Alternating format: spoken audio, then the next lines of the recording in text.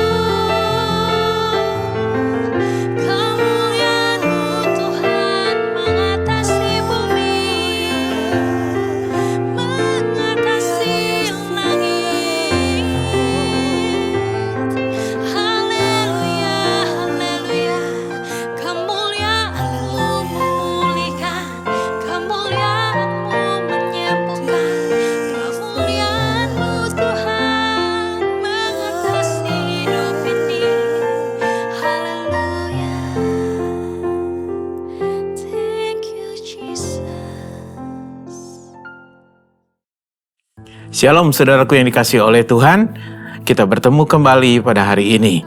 Kitab 2 Timotius 2 ayat yang ketiga mengatakan, ikutlah menderita sebagai seorang prajurit yang baik dari Kristus Yesus. Penderitaan yang dimaksud dalam ayat ini tentu bukan menderita karena kesalahan atau kecerobohan kita.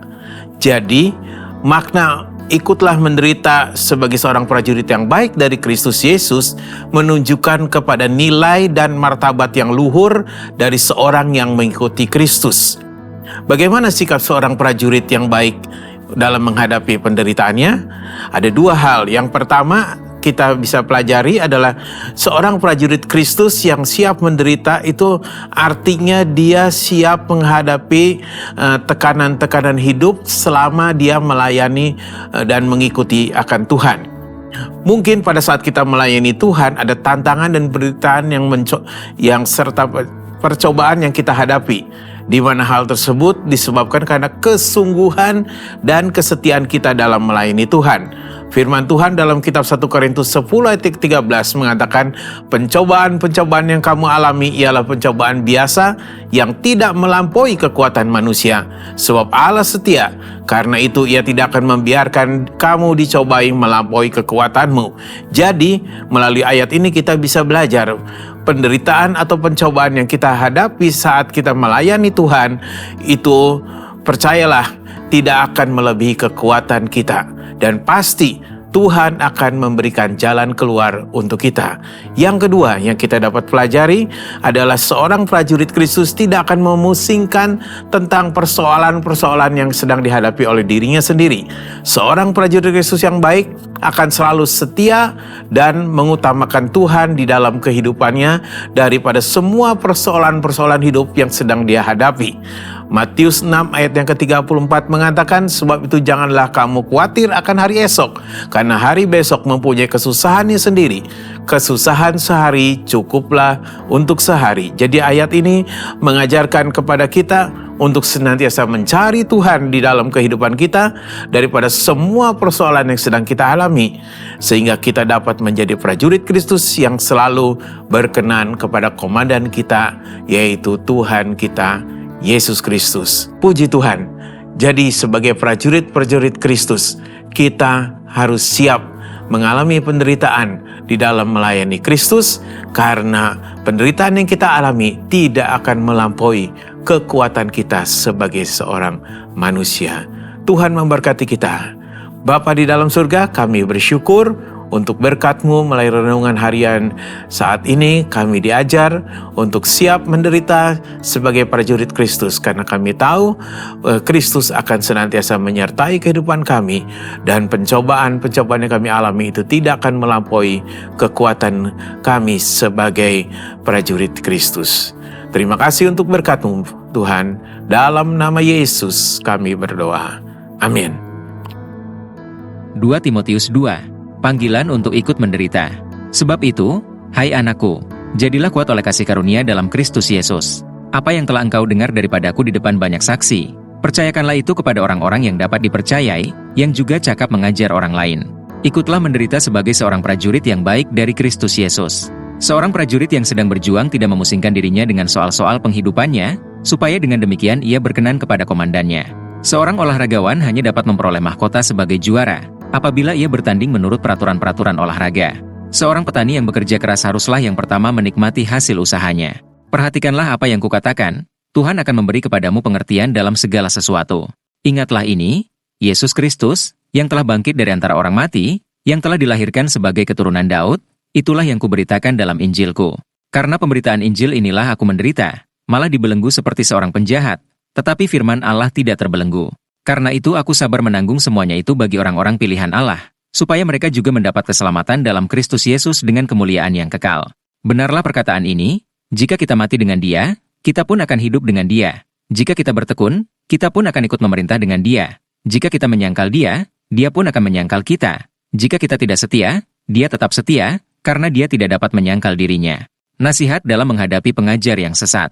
Ingatkanlah dan pesankanlah semuanya itu dengan sungguh-sungguh kepada mereka di hadapan Allah, agar jangan mereka bersilat kata, karena hal itu sama sekali tidak berguna, malah mengacaukan orang yang mendengarnya. Usahakanlah supaya engkau layak di hadapan Allah sebagai seorang pekerja yang tidak usah malu, yang berterus terang memberitakan perkataan kebenaran itu. Tetapi hindarilah omongan yang kosong dan yang tak suci yang hanya menambah kefasikan. Perkataan mereka menjalar seperti penyakit kanker. Di antara mereka termasuk Himeneus dan Filetus, yang telah menyimpang dari kebenaran dengan mengajarkan bahwa kebangkitan kita telah berlangsung dan dengan demikian merusak iman sebagian orang. Tetapi dasar yang diletakkan Allah itu teguh dan meterainya ialah, Tuhan mengenal siapa kepunyaannya dan setiap orang yang menyebut nama Tuhan hendaklah meninggalkan kejahatan.